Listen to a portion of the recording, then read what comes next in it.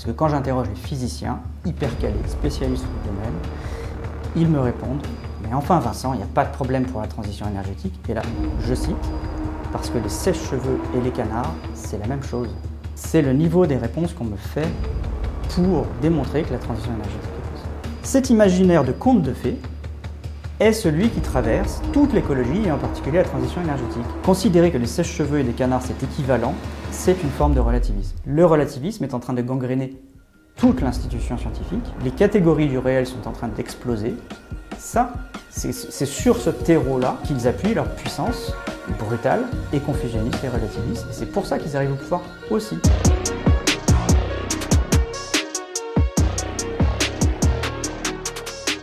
Bienvenue à toutes et à tous sur Limite. Mon nom c'est Vince et je vous présente Vince. Bon, c'est Vincent Mignereau. Salut Vincent, tu vas bien? Ça va très bien. Et toi, Vince? Ça va, tu sais comment je t'appelle? Bah oui, tu sais comment je t'appelle. t'appelle. Ouais, je sais, mais j'aime pas trop. Pourquoi t'aimes pas? Pourquoi t'aimes pas? Je suis curieux. Non, mais parce que c'est beaucoup trop en fait. Dans quelque sens que ce soit d'un côté négatif ou positif, c'est trop. C'est vrai, je l'appelle le boss final. Désolé, c'est la dernière fois que je le dis, je vous promets. Ouais. L'écrivez surtout pas en commentaire. Bienvenue sur Limite, on est là pour parler limites planétaires, limites des ressources, limites humaines. Qu'est-ce qu'on fait dans un moment charnière de notre époque, dans une sorte de dernière révolution, dans lequel on a des effets de bord, on a des gros changements dus au changement climatique, et comment on s'en sort et comment est-ce qu'on navigue là-dedans avec beaucoup d'informations qui vont dans tous les sens, et parfois c'est très compliqué de pouvoir comprendre de quoi il en retourne. Donc abonnez-vous, likez, commentez et partagez cette vidéo si elle vous a parlé. Nous sommes ici à Paris, Académie du Climat. Vincent Mignereau, pour ceux qui ne te connaissent pas, qui es-tu? Ah oui, alors on rappelle ça. Moi j'essaye d'être un homme qui s'éclaire sur les risques. Ça date, hein, ça fait une trentaine d'années maintenant que j'essaye de réfléchir à ça, aux grandes questions existentielles. J'ai composé on va dire une théorie de l'existence, une théorie sur l'existence, ma propre théorie de l'évolution en quelque sorte, qui me sert encore de support méthodologique et conceptuel aujourd'hui. J'en ai republié une nouvelle version là il y a quelques semaines, fin 2024, dont le titre est « La solitude est impossible ». Peut-être qu'on va parler de solitude, de liens, de société, de choses que j'aborde justement dans ce texte. Voilà, donc depuis une trentaine d'années, je m'attaque aux grandes questions existentielles avec plus ou moins de succès. Et depuis un peu moins, depuis une quinzaine d'années, je m'attaque plus directement aux questions écologiques. J'ai fait d'autres choses dans ma vie, mais qui sont hors sujet ce soir. Les questions écologiques au sens où je m'interroge sur la nature humaine. Alors, c'est une question qu'il faut traiter, qu'il faut pouvoir considérer. Il y a peut-être une nature humaine. Voilà, c'est intéressant de se questionner sur ce point. Et qu'est-ce que ça engendre? Et surtout, est-ce qu'il y a une nature humaine sur un critère écologique? Est-ce qu'on est devenu ce que nous sommes aujourd'hui parce que nous avons un mode d'interaction avec le milieu particulier, différent des autres espèces? Voilà, c'est les questions que je pose dans mes travaux. Et tu as fait un livre que j'avais dévoré, L'énergie du déni, qui a remis beaucoup de choses en place dans ma tête, où je me suis dit « Ouh là là, mais que se passe-t-il » Et je t'avais dit à la fin d'une dernière vidéo que nous avons fait il y a 2 ans, qui est disponible sur la chaîne, sur le collapse washing, d'ailleurs, donc je pense que le titre c'est L'énergie du déni justement, où je t'avais dit à la fin, je vais tout faire pour essayer de prouver que tu as tort. Et j'espère que tu vas prouver que j'ai tort. J'y travaille et j'ai des bons éléments. Sur la chaîne, il y a un peu de tout. Alors, il y a plein de sujets. Tu sais, sur la chaîne, on a eu Jean-Baptiste Fressos, on a eu Jean-Marc Jancovici forcément, d'autres personnes qui estiment que la transition énergétique, comme actuellement elle est promue, n'aura pas lieu. Et qu'au contraire, on va être dans un autre contexte. J'ai eu d'autres invités qui, au contraire, m'ont dit non, si, il est possible qu'elle ait lieu, on a les moyens, maintenant il faut les moyens techniques, il faut plein de ci, il faut plein de ça, mais que scientifiquement, sur papier, des choses ont été couchées, pas qu'elle est faisable, c'est pas le bon terme, mais qu'on a les éléments qui nous permettraient avec des calculs, etc., etc. Et moi, je me suis dit, en essayant de prendre du recul par rapport à toutes ces données, je me dis, sans doute que tout le monde a raison, mais s'il y a bien quelque chose qui est sûr et certain, c'est mon avis, c'est que même si les choses sont possibles sur papier, pas sûr qu'on y arrive pour des raisons humaines et des raisons de culture. Et que pour moi, c'est la culture qui est le principal frein à toutes ces choses-là.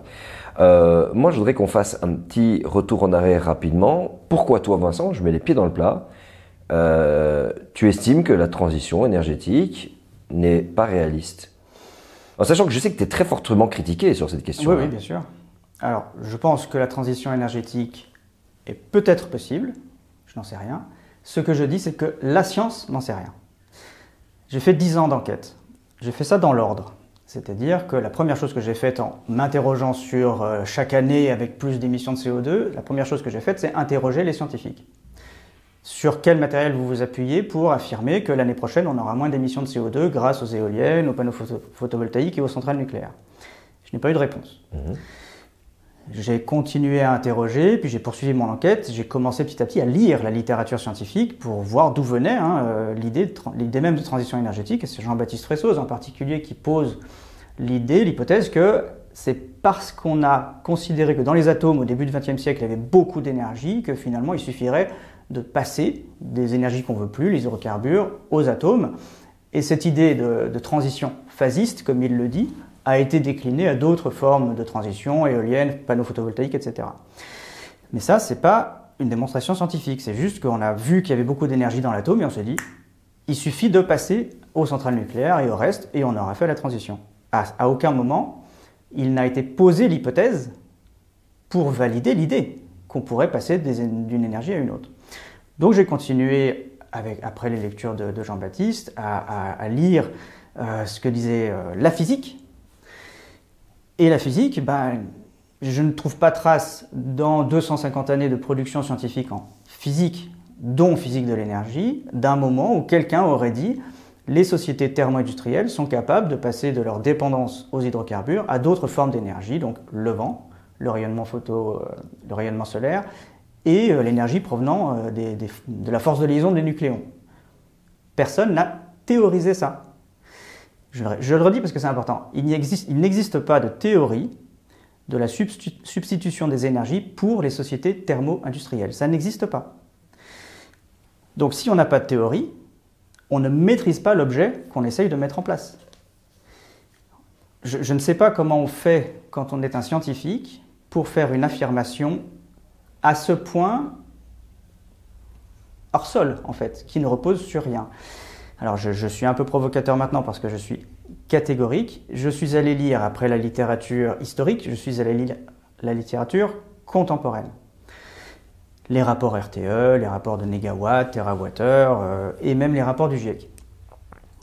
Et je suis allé constater, à regret pour moi, que les affirmations qui y sont faites sont gratuites sur le plan scientifique, épistémologique. C'est-à-dire qu'elles ne viennent de nulle part. GIEC, rapport 3.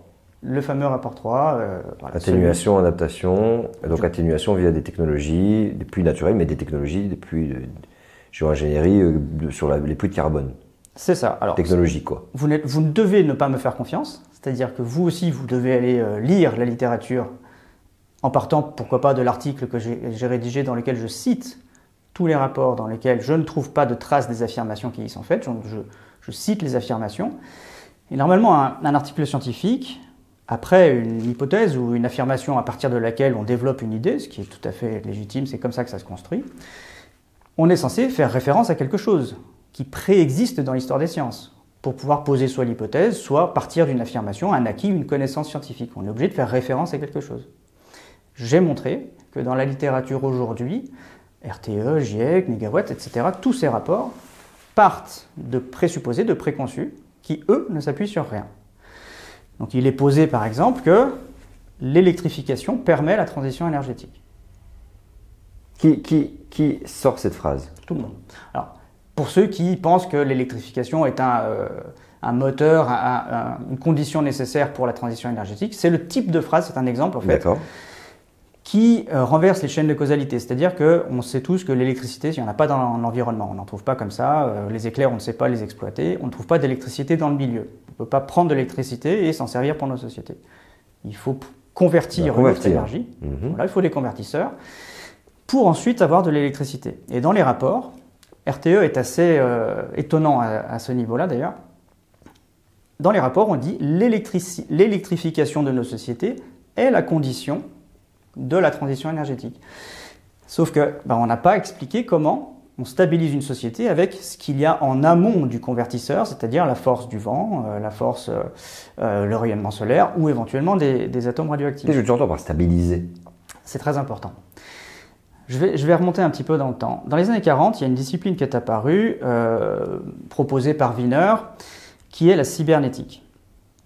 La cybernétique, c'est une discipline qui essaye d'étudier comment s'organisent les systèmes complexes, en particulier des machines qu'on espère complexes, et les organismes vivants.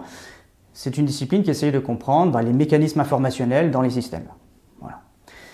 Et dans cette discipline, il a été posé comme équivalent les machines et les organismes vivants. La cybernétique étudie ces systèmes qui sont, toi et moi on est d'accord, différents. Il les étudie un petit peu comme si c'était les mêmes conditions existentielles. Alors qu'une machine, tu es d'accord avec moi que ça n'a pas tout à fait les mêmes propriétés que, je ne sais pas, un koala par exemple. Tu es d'accord que le koala par exemple, il est capable de se nourrir lui-même avec de l'eucalyptus, et cet eucalyptus lui permet de fabriquer son corps, de croître, de se réparer tous les jours, de réparer ses cellules. La machine ne peut pas, bien sûr, elle ne peut pas s'auto-réparer, pour le moment. Et voilà, c'est très intéressant. Il y a eu des chercheurs dans la discipline de cybernétique, en particulier von Neumann, qui ont envisagé l'idée que des machines pourraient peut-être s'auto-réparer. C'est ça l'objectif.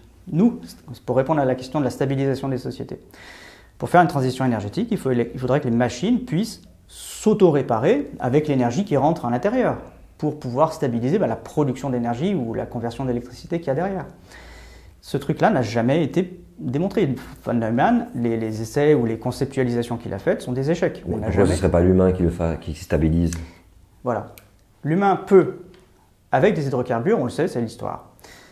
L'humain rencontre des hydrocarbures, les sort du sol, craque une allumette, et ensuite, il se produit quelque chose qu'on appelle l'autocatalyse. C'est que le feu qui a pris sur l'hydrocarbure s'auto-entretient, et tout seul, l'hydrocarbure qui brûle produit plus de chaleur à chaque seconde, tant qu'il y a des hydrocarbures. D'accord ? À partir de cette chaleur, l'humain transforme des ressources, des métaux en particulier, et obtient des machines qui perpétuent l'autocatalyse, puisque ces machines, il y en a une partie qui servent à aller continuer à chercher des hydrocarbures. C'est l'autocatalyse. L'autocatalyse, c'est la définition en chimie, c'est une réaction dont le produit entretient la réaction. D'accord ? Nous, quand on exploite des hydrocarbures, on produit de la chaleur avec une simple étincelle, on fabrique des machines qui sont le produit de la réaction, qui permettent d'aller chercher encore plus d'hydrocarbures. Et avec ce système autocatalytique, on sait qu'on a pu faire croître les sociétés thermo-industrielles qui ont ce nom-là parce que ce sont des sociétés qui sont fondées sur la chaleur. Tant que tu mets du charbon, ta machine elle tourne, elle peut continuer à produire. Et les humains informent la matière avec la chaleur qui permet de rendre les atomes plus souples, plus associables entre eux ou dissociables. Et puis on fait ce qu'on veut avec. La chaleur permet de fondre les métaux et de faire ce qu'on veut. Et nous, on met de l'information, on informe la matière. C'est ce que fait un organisme vivant quand il digère. Toutes ses fonctions métaboliques réinforment la matière pour en faire des cellules, du sang, des globules rouges, tout ce qu'on veut, des globules blancs, des poils, des plumes, bien sûr. Tous les organismes. C'est ça la cybernétique, c'est considérer que les machines seraient capables un jour de faire comme les organismes vivants, d'informer la matière à partir de l'énergie qui les traverse.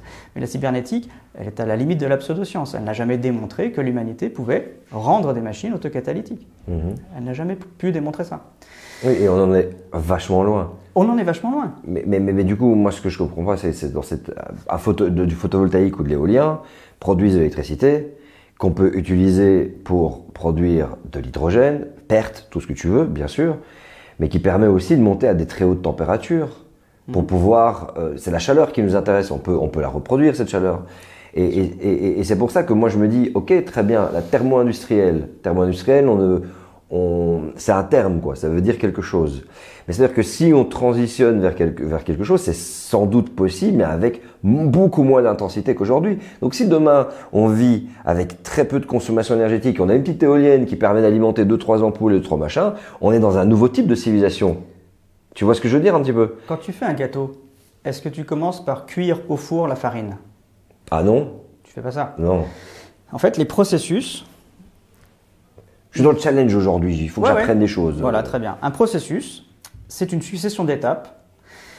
Et si tu veux reproduire des processus qui existent, par exemple, dans le vivant, qui est par exemple l'autocatalyse, il faut suivre les étapes.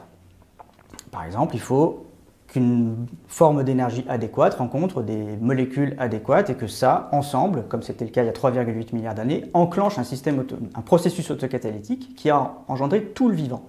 Voilà. Mais l'étape première, c'est du rayonnement probablement solaire, qui a rencontré des molécules, des acides aminés, qui se sont assemblés, et ce truc-là s'est auto-reproduit tout seul et a engendré tout le vivant. Mais les étapes sont successives et on ne peut pas passer, on a essayé, les humains ont essayé de refaire le début de la vie en laboratoire. Ils n'y sont pas parvenus, partiellement, parce qu'on n'arrive pas à refaire les étapes les unes après les autres correctement. Si tu essayes d'inverser le processus, là je te dis tout à l'heure, on rencontre les hydrocarbures, on les brûle, on fait des machines.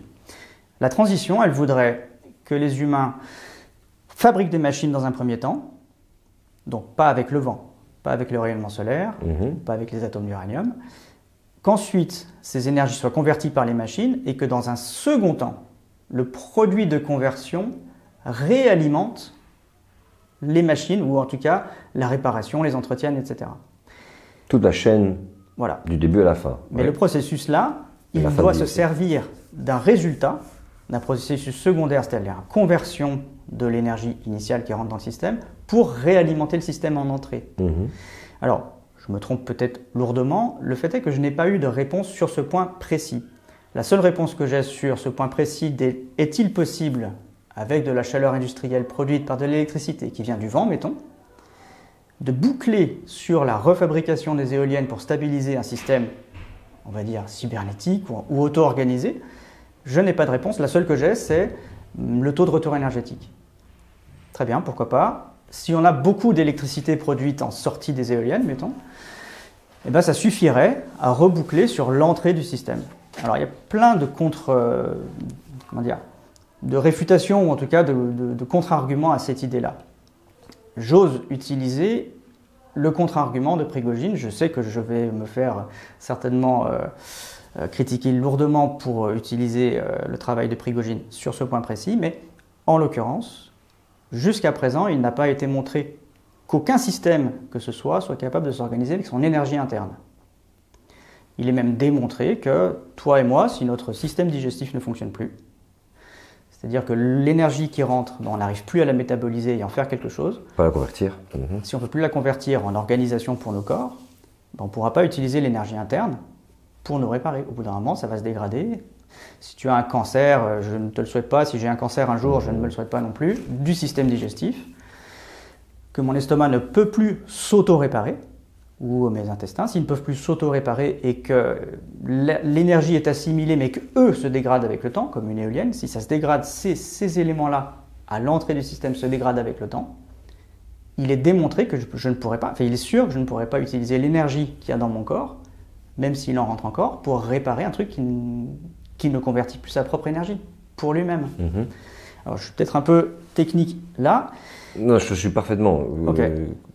Voilà, il est démontré qu'aucun système, aucune structure dissipative, auto-organisée, il y a plein de termes, aucune ne peut s'organiser avec son énergie interne. C'est quelque chose qui est l'acquis de la science aujourd'hui. D'accord ? Et c'est pourtant ce qu'on essaye de faire avec la transition énergétique. Tu le disais tout à l'heure, on peut faire de la forte chaleur, de la chaleur très intense avec de l'électricité, je ne nie pas ça. Simplement, pour l'instant, tant que ça n'est pas l'énergie qui rentre dans le système, ça reste dans le cadre d'une énergie interne. Et pour l'instant, il n'y a pas de démonstration que ça puisse boucler et entretenir un système stable, auto-organisé, si on veut. Donc je le dis frontalement à tous ceux qui me critiquent sur ce point-là précis, il faut publier. Il faut publier de quoi pouvoir écrire une littérature sur le taux de retour énergétique qui permette de ne pas partir sur ce qui est écrit, et je le cite dans l'article dont j'ai parlé tout à l'heure, vous le trouverez sur le site Défi Énergie. Il y a des études sur le taux de retour énergétique qui commencent par dire le taux de retour énergétique est une condition à la transition énergétique. Non. Pour pouvoir affirmer que quelque chose est une condition, il faut se référer à une littérature qui a fait la démonstration que c'est une condition effectivement. Et cette démonstration-là n'existe pas. Pour l'instant, le taux de retour énergétique, c'est un truc qui est en interne de nos sociétés, c'est notre capacité à transformer de l'électricité en chaleur et espérer que ça reboucle que ça se substitue, si tu veux, à l'énergie qui rentre dans le système. Et ça, c'est pas démontré. Je ne trouve pas de littérature qui permette d'affirmer ça. Disons que le système fonctionne avec tellement de maillons, avec tellement de chaînes d'approvisionnement mondialisées, fonctionnant essentiellement sur du fossile à 80%, marine marchande, aviron, tout ce qui permet de la sidérurgie, de la métallurgie qui utilise beaucoup de gaz pour monter à des très hautes températures. Et qu'aujourd'hui, en fait, moi j'ai la sensation, tu vois, que on n'a pas le temps. Parce que on a les limites planétaires, abstraites soient-elles ou pas du tout, qui sont dépassées. On a le changement climatique. Et je me suis toujours en train de me dire, mais attends, mais à partir du moment où on a le temps, et qu'on se dit, on n'avait aucune raison de le faire. L'énergie était abondante, la pollution, on n'était pas tellement soumis à la voir. Enfin, l'énergie était abondante, c'est-à-dire qu'elle était disponible. Et comment on a construit les maisons? On n'a pas construit les maisons isolées parce que de toute façon, on ouvre le robinet, il fait chaud, l'eau chaude elle coule. Donc on prend pas la mesure de la limite. Aujourd'hui, on la prend. Aujourd'hui, on la capte, on la conçoit. Et donc tout d'un coup, on a des voitures électriques. Tout d'un coup, on a plein de choses qui se mettent en place parce qu'on doit faire face à une contrainte. Mais le problème, c'est qu'on n'a pas le temps. Mais à partir du moment où tu es dans un truc où tu aurais 200, 300 ans pour transitionner, tu peux quand même affréter, je me dis, est-ce qu'il est quand même possible d'affréter toutes ces infrastructures fossiles dans une seule direction? C'est la création de nouvelles infrastructures qui vont les remplacer. Comme le charbon a permis, tu sais, souvent dans les écoles, on me dit « Ah, monsieur, comment est-ce qu'on exploitait le pétrole et le gaz ?» Et moi, je dis « Parce que le charbon nous a amené la capacité de déployer des types d'industries, des infrastructures, qui nous a permis de développer les technologies pouvant exploiter le pétrole, le gaz et le nucléaire sur base du charbon. » Et donc je me dis, tiens, si on utilise ces 80% de chaleur dissipative, parce que c'est beaucoup ça, hein, ça produit et puis la chaleur elle part, et qu'on se dit, ok, envoyons toute cette énergie et nos capacités dans un plan Marshall mondial, qu'on se fait sur 100 ans, admettons on n'a pas de problème climatique, on se dit c'est très bien, on peut le faire pour plus tard, bref, on se fait 100 ans de plan, où on arrête de produire des iPhones, c'est là que le facteur humain rentre en ligne de compte. Parce que c'est là où il y a l'aspect culturel, à mon sens, de gouvernance politique et du système économique dans lequel on est, où l'innovation pousse aussi à devoir acheter des objets, et que c'est très très bien, ça fait plaisir, blablabla. Mais que on se dise, ok, la Chine, ce qu'ils sont en train de faire, c'est, malgré tout, ils ouvrent encore des centrales, mais ils en ferment plus des centrales au charbon qu'ils n'en ouvrent. Et ils sont dans un phénomène quand même assez précis, c'est une exponentielle qui est localisée, faut l'avouer, c'est localisé. Alors j'ai 3 réponses. Génial. D'une part, d'accord, pourquoi pas? Eh bien, il faut publier la littérature qui permet d'étayer cette affirmation. Mais on n'a jamais publié de littérature scientifique sur le développement de l'industrie fossile, tu vois. Moi, j'ai l'impression que c'est quelque chose qui... Je fais une incise alors. Vas-y. Okay. L'aviation, il n'y a pas eu besoin de la démontrer par anticipation pour qu'on constate un jour qu'elle fonctionne. Effectivement, on n'a pas eu besoin de démontrer que la civilisation thermo-industrielle pouvait fonctionner à partir des hydrocarbures. On l'a vu progressivement, empiriquement. Et puis après, on a constaté. Pareil, pour la transition énergétique, on pourrait se dire... Eh bien écoutez, on fait, et puis on voit si ça marche. C'est pas tout à fait la même chose que l'aviation, par exemple. L'aviation, on n'a pas mis des passagers dans les avions avant d'être sûr qu'ils pouvaient atterrir entiers. On n'a pas fait ça. On a d'abord testé de très très nombreuses fois avant d'être sûr de mettre des passagers. La transition énergétique, son ambition, elle est double. Elle est de stabiliser l'économie des sociétés et décarboner. C'est sur ces points-là qu'on n'a pas de garantie. Bien sûr qu'on peut faire des éoliennes et tout ça, et que ça fait de l'énergie, ça complète le mix énergétique. En Belgique, on est doué. Hein. Mais on ne sait pas du tout si, comme les passagers pour les avions prototypes, on ne sait pas du tout s'ils vont arriver vivants, et bien là, on ne sait pas du tout si la transition énergétique qu'on fait va décarboner ou stabiliser nos économies. Alors, le point que je pouvais aborder, par exemple, c'est le nouvel arbitre de la transition énergétique, c'est la croissance, en fait. Puisque tous les scientifiques sont convaincus que les énergies sont équivalentes, les hydrocarbures, c'est comme le vent. Je vais prendre des exemples tout à l'heure, mais c'est exactement ce qu'on me répond. Hein. On me dit c'est équivalent au titre que toutes les énergies sont convertibles les unes dans les autres. C'est ce qu'on m'affirme. Très bien. Oui, c'est des joules, quoi. Si elles sont physiquement équivalentes, à partir du moment où une société, l'Australie méridionale, le Royaume-Uni, ont des éoliennes, des panneaux photovoltaïques et tout va bien, et ben la croissance devrait revenir. Si c'est physiquement équivalent, il devrait y avoir autocatalyse, comme je le décrivais tout à l'heure pour les hydrocarbures. Le système devrait s'auto-alimenter. En plus, le vent et le rayonnement solaire ne sont pas limités quantitativement. Donc, si ces énergies sont équivalentes aux hydrocarbures, il n'y a même pas de problème de limite. Il y en a tellement que la croissance devrait être instantanée. Et tout devrait repartir plus de problèmes sociaux, on paye la retraite, il n'y aurait pas de problème de croissance. Le critère, c'est autocatalyse ou pas. Et la croissance, ça sera l'arbitre. Le troisième point que je voulais, ou quatrième, peu importe, pour répondre à ta question, c'est que l'hypothèse de la transition énergétique, en fait, elle a déjà été posée par la vie elle-même. Elle a été posée au moins 2 fois, enfin, c'est tout ce que l'humain sait en tout cas aujourd'hui. Il y a un petit frelon oriental qui commence à arriver sous nos contrées, qui mange. Voilà. Il a d'abord besoin de matière organique, comme les sociétés ont besoin de charbon, de pétrole et de gaz. Il mange.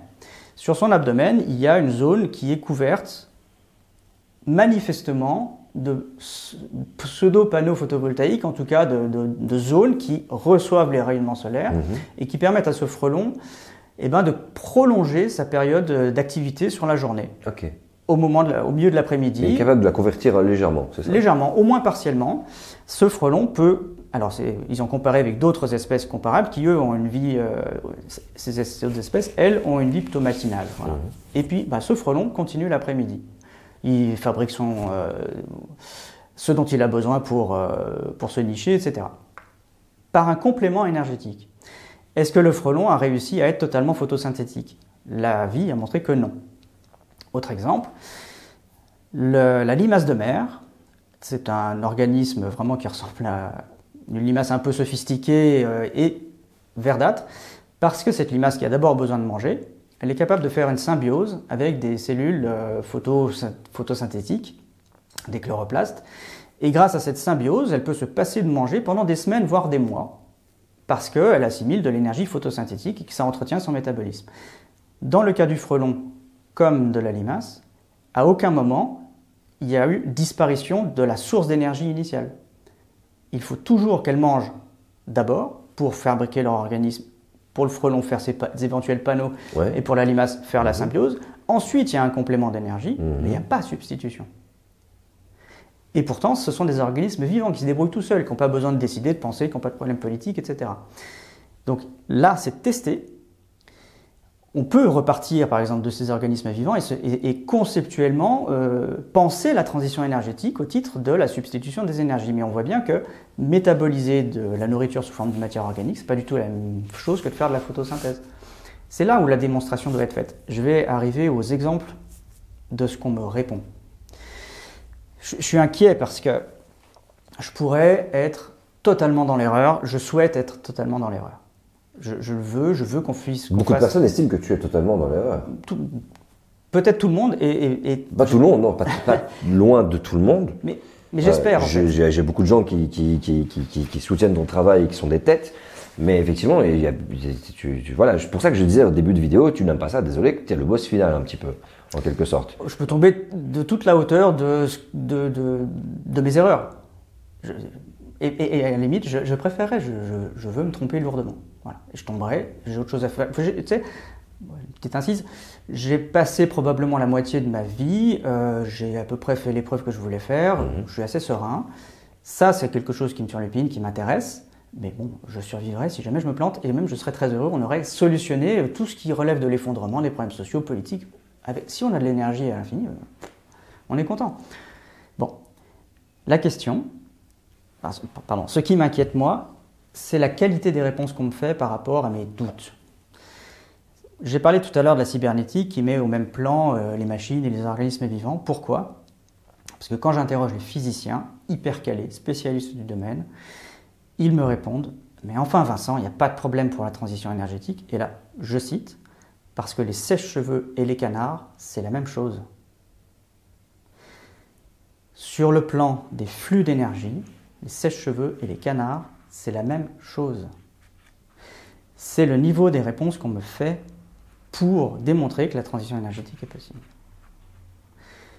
Voilà mon inquiétude. Canard auto-entretenu, sèche-cheveux pas auto-entretenu. Il n'y a rien à voir.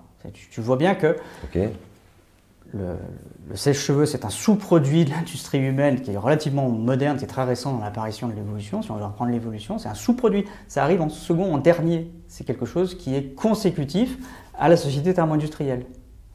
Un canard, il a hérité de l'autocatalyse qui a 3,8 milliards d'années, qui ne s'est jamais arrêté, qui est un processus continu, qui a divergé et qui a formé des milliards d'espèces différentes.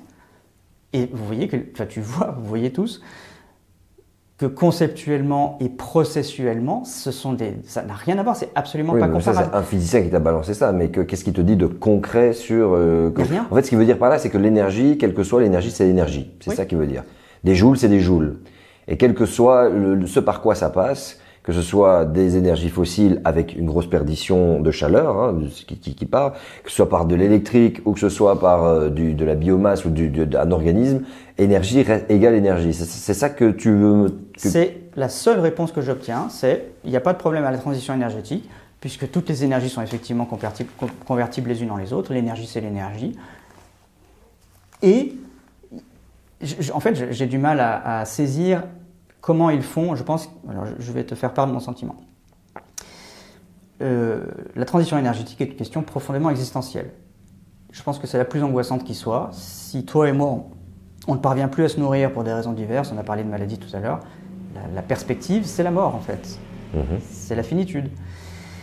Et des ingénieurs, alors je fais une petite incise, les ingénieurs en particulier qui sont ceux qui produisent la littérature scientifique aujourd'hui, avec des physiciens qui sont encadrés bien sûr, mais c'est beaucoup des ingénieurs. Je leur ai demandé quelle était leur formation épistémologique, c'est-à-dire comment ils savent, comment on construit un objet de connaissance. Zéro. Ils ne sont pas formés. Donc si tu leur dis que l'énergie est convertible et que donc le point de départ de ton travail c'est la transition énergétique est possible, ils vont produire des scénarios, des modèles, il n'y a pas de problème, ils savent faire. Mais ils ne vont pas pouvoir détecter qu'en fait ils raisonnent à rebours ou de façon circulaire parce qu'ils n'ont pas été formés à la détection des erreurs de raisonnement. Voilà, donc ils exécutent en fait. Et je voulais dire par là que les physiciens, les ingénieurs, qu'à aucun moment je ne l'accable personnellement parce qu'en fait, la société, nous, on leur a mis sur les épaules une charge émotionnelle mais considérable. Ils ont la responsabilité de garantir que ça va durer en fait. Qu'on va pouvoir... la durabilité, c'est le terme, oui, effectivement. Qu'on va pouvoir subvenir à nos besoins, dépolluer les sols. Que pas grand-chose va changer, mais je pense qu'il y en a là-dedans qui sont conscients que ça ne se fera pas comme ça et que ce sera au prix de beaucoup de sacrifices. Alors oui, bien sûr que la sobriété, la mesure, font partie du vocabulaire maintenant.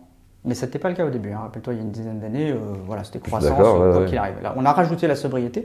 Je pense que la sobriété et la mesure sont venues cacher justement le fait ce que j'exposais tout à l'heure, c'est qu'ils ont compris en fait intuitivement, plus ou moins intuitivement, que cette transition ne mènera plus de croissance. Oui, parce que croissance verte, on a vendu. C'est vrai qu'aujourd'hui, j'ai la tête dans le guidon. Mais si je dois me remettre dans mes croyances de l'époque et de comment est-ce que ça m'était vendu, c'était qu'il y avait une croissance verte qui était engendrée par les énergies renouvelables et que pas grand-chose allait changer, qu'on allait toujours être dans une haute intensité. Effectivement, aujourd'hui, on commence à comprendre ça devient très très clair que ce sera pas le cas. Mais si je te dis ça, c'est justement parce que j'ai vu de la production scientifique et je ne suis pas capable de lire des études extrêmement poussées, je le dis très honnêtement. Mais moi, sur limite, j'ai fait le choix, lorsque je fais des vidéos sur la chaîne, de suivre forcément les rapports du GIEC comme grosse base scientifique, en disant on a besoin d'une transition écologique. Et je fais une nuance personnelle, parce qu'on l'a reproché sur la chaîne, mes vidéos sur Los Angeles que j'ai fait il y a quelques semaines, ça dépend quand cette vidéo sort, où je disais, voilà, il faut un plan, il faut une transition écologique. On m'a dit, non mais je comprends pas, t'as invité Mignot, t'as invité Fresso, t'as invité... Je fais attention, je fais une nuance entre transition énergétique et une transition écologique. Transition écologique, pour moi, c'est holistique. Parce que c'est le mot, je crois que le mot n'est même pas bon. Pour moi, c'est une métamorphose culturelle, c'est une métamorphose politique, du système économique, et clairement d'une énergie qu'on ne va pas consommer. Pour moi, c'est ça la transition écologique. Je n'ai pas la même définition qu'Emmanuel Macron ou des personnes dans le genre. Mais globalement, quand on regarde dans la littérature scientifique, je vois des données qui montrent que tel déploiement d'éolien permet, par électrification, d'avoir tel truc. Et là où je ne sais pas, c'est que je me dis, ok, ça a l'air d'être possible sur papier, ça semble possible sur papier, mais est-ce que c'est possible dans des contextes prédéfinis? Et de nouveau, effectivement, ce n'est pas auto-alimenté, c'est-à-dire est-ce que c'est possible et de le déployer rapidement à condition d'avoir une industrie fossile qui tourne à plein régime, encore plus à plein régime. Et c'est là que moi, je suis un peu sur un balancier. Est-ce que ces ENR demandent plus d'intensité, et c'est en train de le démontrer qu'aujourd'hui, ça s'ajoute à quelque chose qui continue de monter, Ou est-ce qu'un plateau va être atteint à un moment donné parce que limite des ressources et qu'il y a des réalités, ça vaudra même plus la peine d'aller à un moment donné chercher tellement on va y perdre. Et qu'on va quand même réussir à augmenter, parce qu'on est sur une exponentielle de l'ENR, on est vraiment sur quelque chose d'assez significatif, les prix ont baissé aussi comparé à l'époque, mais qu'au final, on parviendra à transitionner des pays riches, et que tous les pays qui ont besoin d'un développement X ne le font pas par l'éolien et par le photovoltaïque, et là où j'arrive à ma deuxième explication par rapport à ça, et là je vais peut-être avoir certainement besoin de toi pour mieux comprendre, c'est que en étant allé au Sénégal, qui est une mine d'or de photovoltaïque, à la base potentielle, n'a pas de photovoltaïque développé. Continue dans le pétrole, continue avec l'Australie, a toujours des centrales au pétrole, ne développe pas son potentiel. Que l'Europe devrait installer son photovoltaïque au sud, ses éoliens au nord. Il n'y a pas de plan, et le pays où il y a le plus de photovoltaïque, ce sont les Pays-Bas, qui est majoritairement couvert. Et à ce moment-là, je me dis, mais c'est pour ça, sur papier, j'ai l'impression que c'est faisable. Mais qu'en pratique, pour des raisons de gouvernance, pour des raisons de bêtises humaines, pour des raisons de comment est-ce qu'on est modelé psychologiquement, on n'y arriverait pas. Et c'est pour ça que pour moi, j'ai l'impression que la transition énergétique est avant tout un problème humain qu'un problème de faisabilité technique. Alors, j'ai quelques idées sur j'ai quelques hypothèses personnelles. Fais-toi plaisir et il te reste, ça va, 20 minutes. C'est pour toi, pour pas que tu rates ton train. C'est la question de savoir si l'humanité est capable de s'autodéterminer, c'est-à-dire de faire des choix qui contrecarrent des déterminismes environnementaux, énergétiques, pourquoi physiques, biologiques. Cette hypothèse-là, elle est ouverte. Moi, je suis plutôt de ceux qui pensent que on n'a pas cette capacité d'autodétermination. J'en parle dans la réédition de mon livre. Qu'on s'illusionne largement sur cette question-là et que j'appelle ça le piège de l'existence. Notre esprit a été même formé pour que l'illusion de notre capacité d'autodétermination nous mène dans le mur. Je vois ce que tu veux dire. Je te suis. Voilà. Donc moi, c'est ça, mes hypothèses. Donc, je me prononce un petit peu sur le côté politique. Je suis assez pessimiste sur la capacité politique collective. La bascule idéologique globale qu'on observe aujourd'hui aurait tendance à me donner raison.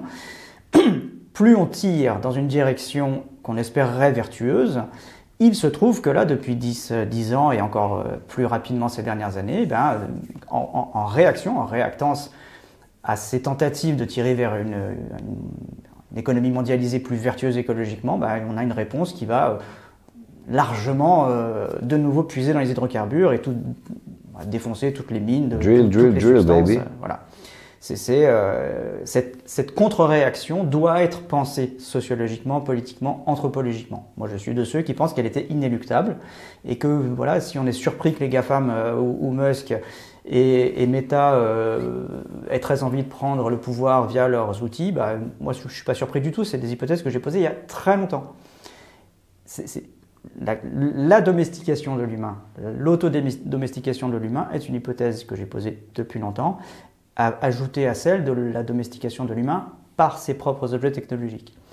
Que ce soit Musk ou Zuckerberg au sommet, TikTok, peu importe. Bien sûr, totalement. Voilà. Alors bien sûr que c'est instrumentalisé, qu'il y a des humains derrière ou des sociétés, en particulier via TikTok, qui instrumentalisent les outils pour des rapports de domination. Mais même Google Maps, je veux dire, source de l'orientation, on avait besoin. On devient tributaire de ça, donc c'est la domestication de la technologie pour que les gens puissent capter. Voilà. C'est qu'une technologie, en fait, vous enlève une capacité que vous aviez éventuellement, donc la mémorisation. T'as Google, t'as la calculatrice, tu ne vas plus apprendre à compter et à calculer des sommes ou à écrire correctement parce que la machine te corrige, la machine calcule à ta place, la machine exécute à ta place, et donc en fait, c'est la machine, et ça c'est quand même un des narratifs de Matrix, il faut pas l'oublier, c'est la machine qui nous domestique en quelque sorte. Parfait. Et après, je te parlais d'un film que j'ai vu il n'y a pas longtemps. Donc, bon, je suis plutôt pessimiste sur la capacité de l'humanité à s'autodéterminer, mais après, je peux avoir tort là aussi, et peut-être qu'on arrivera à se sortir du trépas écologique et à se rendre vraiment libre in fine. Pourquoi pas? Donc, laissons de côté la question politique. Il n'en reste pas moins il n'existe pas le matériel scientifique voilà, pour la question essentielle, est-ce que c'est physiquement possible de transitionner, de substituer les énergies pour les sociétés thermo-industrielles? Alors, c'est quoi les études que je vois qui expliquent que c'est possible? Elles sont toutes fondées sur des raisonnements à rebours. Aucune... Mais donc c'est toute la science alors? Non mais c'est tendax, Vincent, nous sur ces chaînes on s'appuie beaucoup sur la science, c'est comme si en fait, moi ce que j'ai peur c'est que des gens ça les légitimise, les complotistes etc, oui, de se dire alors, ah ben on va récupérer ça, t'as entendu Migneuro là, ça veut dire que toute la science est éclatée, la Terre est plate, allez. C'est pour ça que c'est très grave. Ce que je vois dans l'écriture des modèles les plus réputés est très inquiétant. Ils commencent par dire que c'est possible, le rapport RTE est dramatique sur le plan méthodologique. Je ne devrais pas dire ça, je vais me faire démonter, c'est pas grave. Il est dramatique. Il commence par une hypothèse non vérifiée, l'électrification va sauver nos sociétés, et il déroule tous les argumentaires à partir de cette hypothèse non vérifiée, et il conclut, ah bah ça va marcher. Ils sont tous construits de cette façon-là. Le raisonnement à rebours, le raisonnement circulaire ont été décrits par le menu et dénoncés par Kuhn, Popper, Feyerabend, Chalmers, voilà, toute l'épistémologie sait qu'il ne faut pas faire ça. De partir du principe que quelque chose est possible, d'émettre l'hypothèse que on va le faire et on se lance là-dedans. Et c'est de l'anthropocentrisme en quelque sorte. Alors, oui, bien sûr. C'est le schéma de croyance de se dire, bon ben, ça fait 150 ans qu'on fait ce qu'on veut. Nous sommes issus de parents qui ont fait ce qu'ils voulaient, qui sont issus de parents qui faisaient ce qu'ils voulaient. Et donc nous arrivons en fait à une époque où, globalement, on veut construire un tunnel qui va jusqu'à la Lune, on le fait. Façon de parler. Et le relativisme qui traverse politiquement. Et aussi, je me permets, c'est une hégémonie d'un courant de pensée qui est occidentalisé et centralisé au même endroit. Absolument. Un autochtone d'Amazonie penserait différemment, enfin, pour donner d'autres exemples.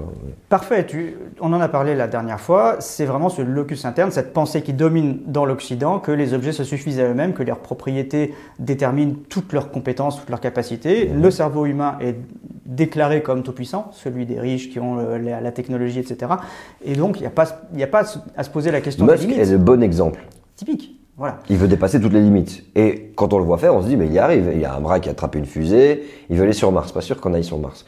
Voilà. Mais bref. Un sèche-cheveux et un canard, ça n'a rien à voir, mais on ne se pose même pas la question parce qu'on présuppose qu'on va pouvoir rendre le sèche-cheveux l'équivalent au canard.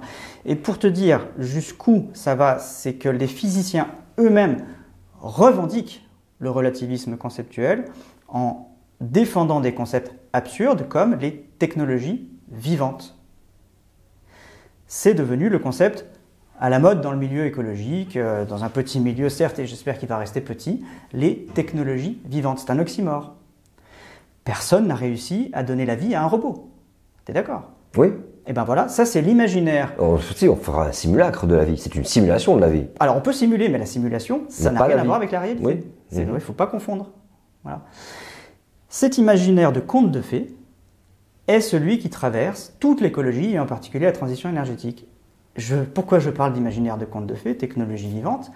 Je ne sais pas si tu as vu le film Le Robot Sauvage, film d'animation. Je vois lequel c'est, mais je ne l'ai pas encore vu, mais je vois la cover. Tout le scénario, c'est alors c'est sympathique, moi j'ai bien aimé le film, je pense que les enfants adoreront, mais c'est un délire anthropocentré, technocentré, et je vais même te dire où l'humanité elle-même a perdu sa place d'existence souveraine.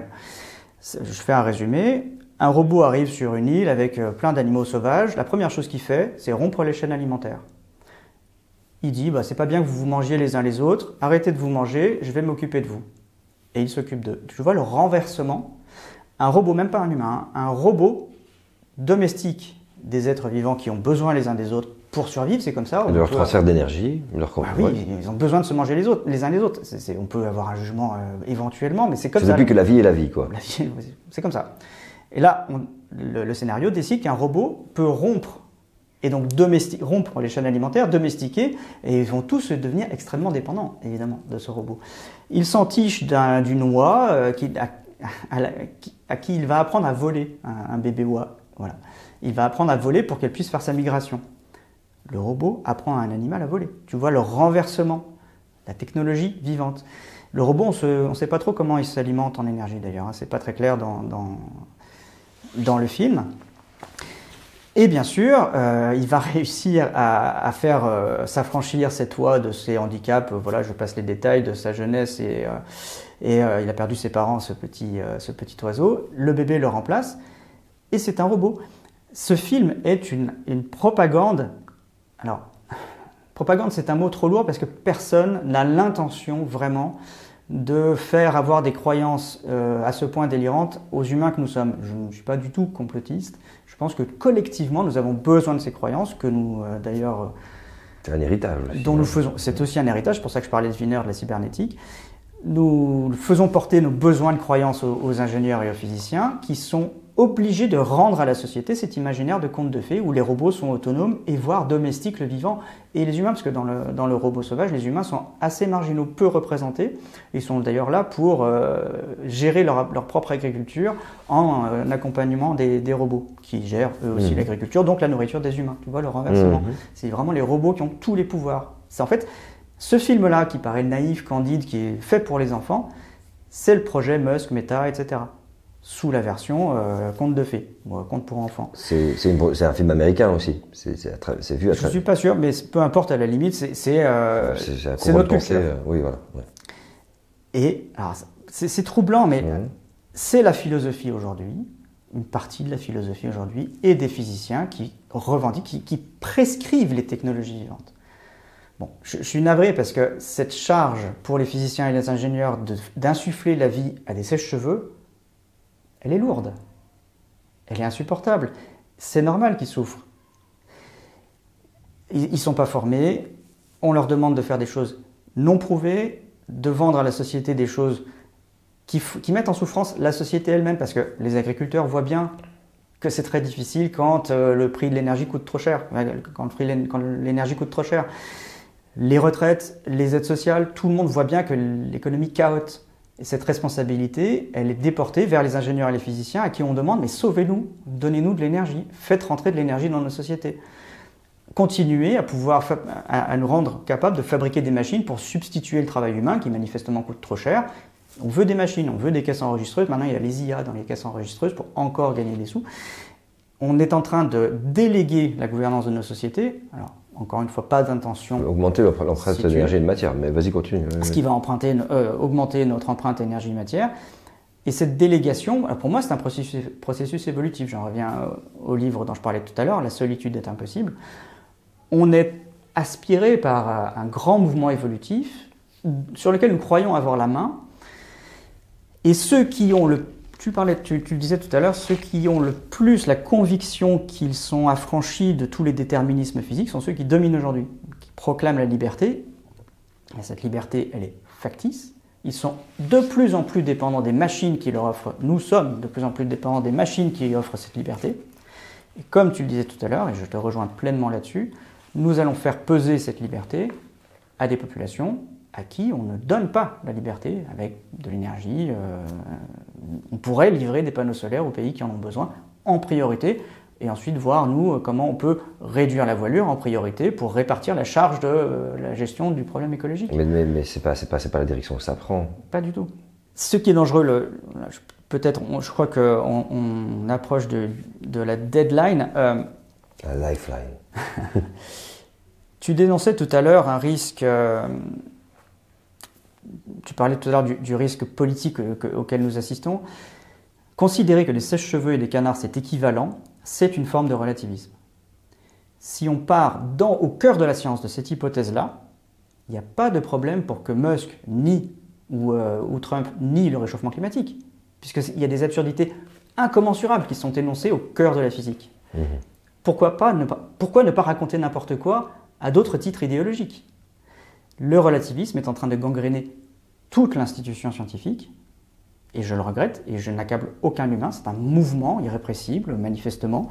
Personne n'a décidé de ça, mais c'est très, très dangereux parce que si l'endroit où on est censé avoir un accès suffisamment fiable au réel, l'endroit scientifique avec ses méthodes, on raconte n'importe quoi à titre des émotions qu'on délègue aux scientifiques, vraiment, il n'y a pas de raison pour que, comme le craignait Orwell, la guerre et la paix, ça devienne la même chose. Puisque le canard et le sèche-cheveux, c'est pareil. Les catégories du réel sont en train d'exploser. Ça, C'est sur ce terreau-là que Trump, Poutine et Musk et malheureusement beaucoup d'autres, c'est sur ce relativisme-là qu'ils appuient leur puissance brutale et confusionniste et relativiste. Et c'est pour ça qu'ils arrivent au pouvoir aussi. J'ai l'impression que en fait, c'est un bis repetita, puisque de toute façon, ça fait 70 sur 80 ans qu'on est dans la croissance du PIB, donc on crée nos schémas de croyance autour de quelque chose qui n'est pas réel, quelque chose qui est une mesure, mais qui ne détermine, qui ne veut rien dire. C'est pas pour ça que plein de choses sont pas comptées, donc en fait, c'est une mesure de la réalité, mais qui ne prend pas en compte des réalités aussi. Oui, ça nous amène à Harari, rien n'existe enfin, de nouveau, j'aime pas citer ce gars, mais c'est particulier et c'est éminemment complexe. Vraiment, Vincent. Moi, je vous avais dit que c'était le boss final, hein, je le dis tout en petit. Rapidement, parce qu'il nous reste quand même encore un petit peu de temps, qu'est-ce que ça raconte, la solitude est impossible ? Alors, très brièvement, la solitude est impossible est une théorie d'ado. J'ai commencé ça, j'avais 17-18 ans. C'est une théorie de l'évolution non figurative, c'est-à-dire qu'elle tente de décrire l'évolution de toute chose en disqualifiant la capacité de l'humain à penser les choses. D'accord. Voilà.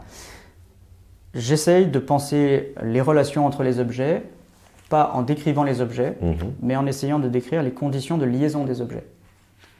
Voilà. Donc exemple Alors, l'exemple typique, c'est que toi et moi, on est deux personnes. Bon, c'est pas un exemple typique, c'est un exemple. On est deux personnes. Nous ne sommes pas capables de décrire le lien qui fait qu'on se connaît. On sait les circonstances, on peut mettre un souvenir sur le moment où on s'est rencontrés. On sait qu'on est là dans la même pièce. Mais je te mets au défi de décrire le lien physique, le lien qu'il y a par exemple entre la chaise sur laquelle tu es assise et la mienne. On sait qu'il y a une connexion parce que les électrons font que les objets ne passent pas les uns à travers les autres. La gravité qui nous tient au sol. Ce sont des descriptions... Il y a des phéromones peut-être On a peut-être des parfums qui diffusent dans la pièce. On ne peut pas décrire ce qu'il y a entre les objets. On peut décrire des suites de causalité, on peut décrire des suites d'événements, on peut décrire des connexions, mais on ne peut pas mettre un mot ou une forme sur la connexion elle-même. On ne peut pas décrire une force. Tu ne peux pas décrire une force. Tu sais que le vent souffle sur ta peau, voilà, il y a des choses qui bougent, mais ce qui fait que le vent s'anime, la force elle-même, tu ne peux pas y mettre un mot. On peut le faire maintenant, enfin aujourd'hui, c'est-à-dire, enfin, que je ne comprends pas ce que je veux dire. Enfin, déjà, je viens de le prouver puisque j'ai pas mis de mots dessus, tu vois. L'énergie. Oui, ok. Personne ne sait ce que c'est. Il n'y a pas de mot pour décrire l'énergie. Oui, je suis d'accord. Voilà. Ok. Enfin, c'est plus complexe que juste des transformations du monde, quoi. L'énergie ou des transferts. C'est plus complexe que ça, bien sûr. On représente les électrons, par exemple, en rotation. Alors maintenant, on sait que c'est pas des cercles autour des atomes, évidemment. On est obligé de projeter une représentation sur l'infiniment petit, mais en fait, et c'est là où je peux recommander les travaux de Michel Wittbol par exemple, c'est là où la physique quantique n'est absolument pas comprise, et c'est normal, c'est parce qu'à l'échelle quantique, c'est pas que le monde soit indéterminé ou qu'il y ait des difficultés à calculer la vitesse par rapport à la position, c'est plus que ça, c'est qu'en fait, il n'y a pas de forme, il n'y a pas d'objet. Il y a des trucs qui émergent, des propriétés qui émergent de l'infiniment petit, du monde quantique, des échelles quantiques, mais il n'y a pas de truc qu'on puisse représenter à l'échelle quantique. Ça, c'est que nous sommes incapables nous-mêmes de nous représenter avec nos cerveaux, et donc on crée nous-mêmes et on projette nous-mêmes la vision d'à quoi ça ressemblerait. Voilà. Et en fait, l'idée du quantique même, c'est que ça n'est pas représentable intrinsèquement. Ça veut dire que l'ensemble de... Oui. C'est ça la thèse... Schrödinger, c'est là, c'est pas là, on ne sait pas quoi. Enfin oui, bon, bref, oui, continue. Oui. L'ensemble de la thèse de ce bouquin, c'est une tentative de reconstruire le réel à partir de l'absence de forme. Et le réel, en fait, ne serait que la forme qui rend possible la liaison entre les objets, mais la liaison elle-même. Répète-moi cette phrase. Le réel, tout ce que nous sommes, l'évolution, les objets, ne serait que le résultat de la mise en relation des objets. Mais la relation elle-même, on est incapable de la mettre en forme, de la représenter, de la penser. je vais t'inviter sur une nouvelle chaîne que je vais créer. Une chaîne sur la psychologie et et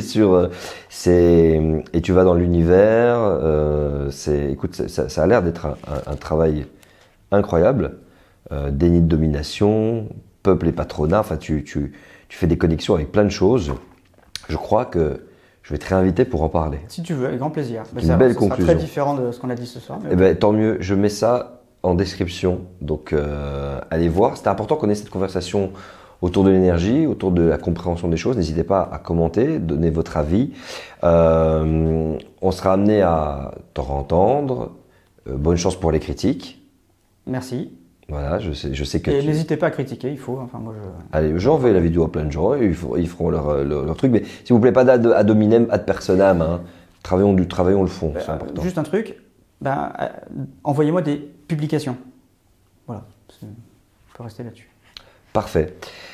Vincent Mignereau, ceci est disponible en description. Allez le checker, toutes et tous, même si on en a parlé que pour la conclusion, on en reparlera une prochaine fois.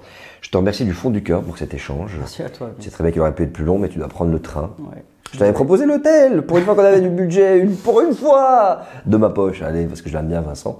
Ce sera pour une prochaine. Merci à toi pour ta venue. Merci à vous aussi d'avoir regardé cette émission. N'hésitez pas à liker, commenter, partager, bien entendu. Le Tipeee, et c'est pas pour l'hôtel de Vincent, je vous promets.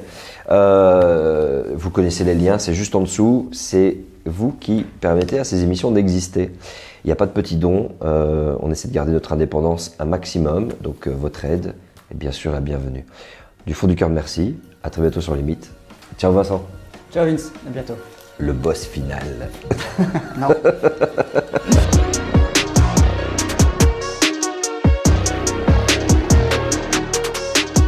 Quelle est ta définition? Quelle est ta définition